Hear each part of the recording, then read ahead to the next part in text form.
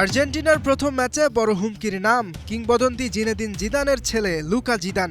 ফ্রান্সের বিশ্বকাপজয়ী তারকার এই ছেলে গোলপোস্টের নিচে কতটা ভয়ঙ্কর হতে পারেন তার প্রমাণ দিয়েছেন বিশ্বকাপের প্রস্তুতি ম্যাচে ফেভারিট নেদারল্যান্ডসের বিপক্ষে। 6টি সেভ দিয়ে রেখেছেন ক্লিনশিট, জয় এনে দিয়েছেন আলজেরিয়াকে।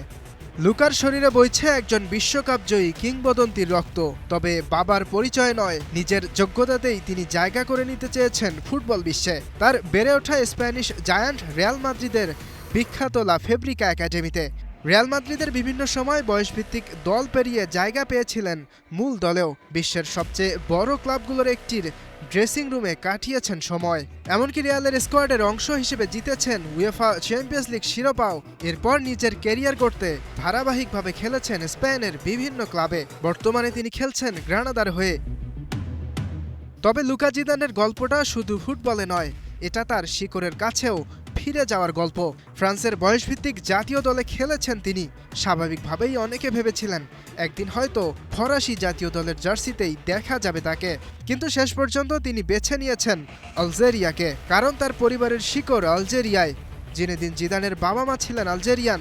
সেই বংশীয় পরিচয়, সেই সংস্কৃতি এবং পরিবারের সঙ্গে গভীর আবেগের সম্পর্ক টেনে নিয়েছে লুকাকে আলজেরিয়ার দিকে। নিজের ক্যারিয়ারের সবচেয়ে গুরুত্বপূর্ণ সিদ্ধান্তগুলোর একটিতে তিনি বেছে নিয়েছেন পূর্বপুরুষদের দেশকে।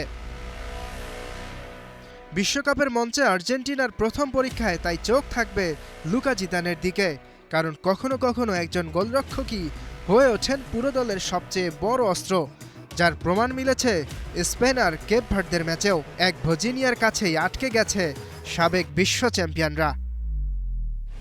ইয়াসির আরাফাত সবুজ, স্টার প্লে।